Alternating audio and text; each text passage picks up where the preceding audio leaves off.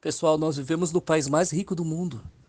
Se vocês somarem toda a riqueza territorial que existe nesse país, o solo, a agricultura, a parte pecuária, a parte de matas, de rios, de minérios, a qualidade de clima, não temos catástrofes aqui naturais, são raras as vezes que acontece alguma coisa um pouco mais grave. Nós temos todos um país continente que você plantar batata desde o Arroio até o Chuí, vai dar batata todo esse trajeto. É brincadeira, gente. A gente com um país desse aqui, gente passando fome, sabe? Isso aqui é inadmissível. Inadmissível. Cada um de nós temos um compromisso com a pátria. O meu foi estudar, fazer pós-graduação, dar aula, ser professor universitário e ter essa consciência de educar, de instruir, de conscientizar, certo? E nós temos uma obrigação com a pátria. Eu não creio, a gente tem um compromisso até até o último dia da nossa vida, a gente tem um compromisso com o nosso país, mesmo não morando aqui, certo? Tem pessoas que não moram, mas que não quer dizer que são traidoras, não, porque estão morando fora do Brasil.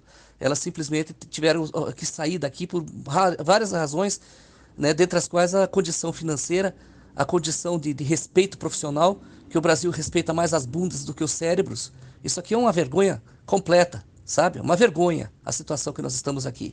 É criança aqui tudo cheio de pornografia nas escolas. Eu dou aula, eu sei como é que é, embora eu não dê aula no ensino fundamental, mas eu vejo a situação como está. Eu sei a remessa de alunos, ingressos nas universidades onde eu dava aula. Eu sei o nível que muitos chegavam. Pô, o pessoal não conseguia nem fazer uma redação, não sabe nem falar, não sabe se expressar, não sabe calcular nada, matemática é um zero à esquerda. Complicadíssimo, sabe?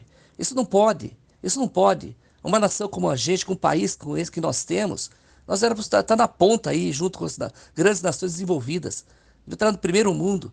Quem atrasou a gente foi essa esquerda do diabo, com essa ideologia burra, desse socialismo maldito, tá? Que só sabe atravancar, fica tratando as pessoas como coitadinho e usando elas como se fosse um zumbi, sabe? Deixando elas todas parasitadas, vivendo amordaçadas, sem liberdade.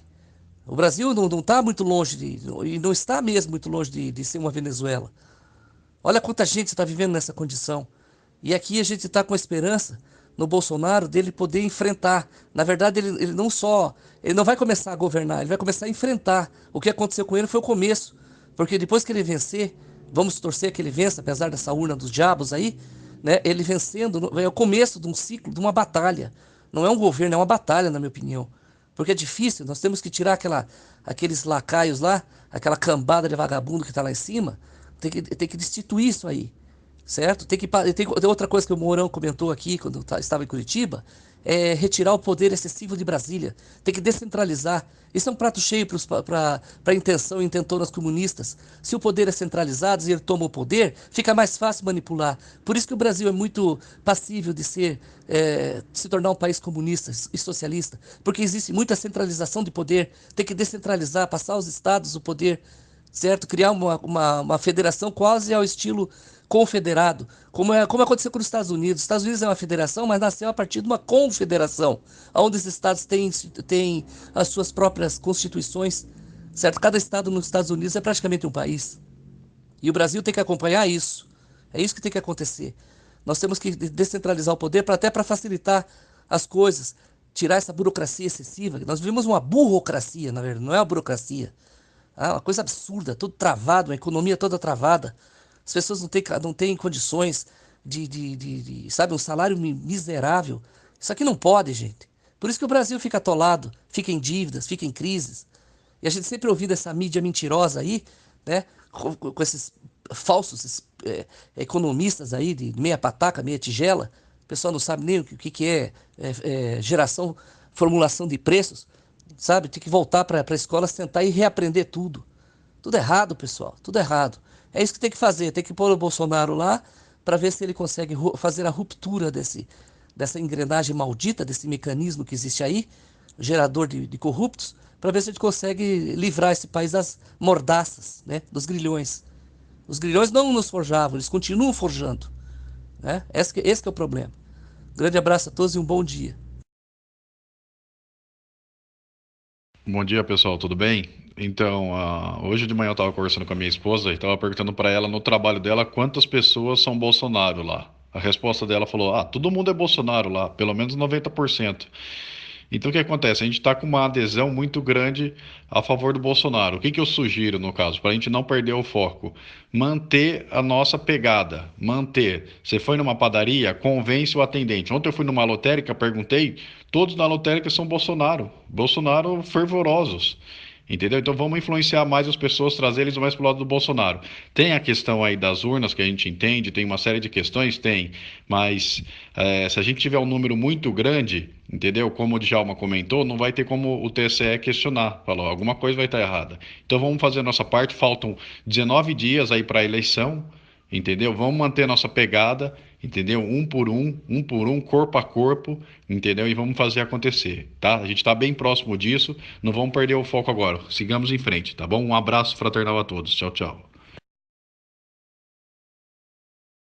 Pessoal, vou pedir um favor a vocês.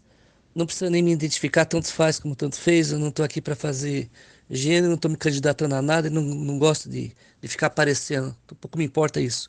Esse último áudio que eu coloquei aí em cima, o meu compromisso com o Brasil é porque eu sou professor, sou educador e professor não é profissão, professor é missão.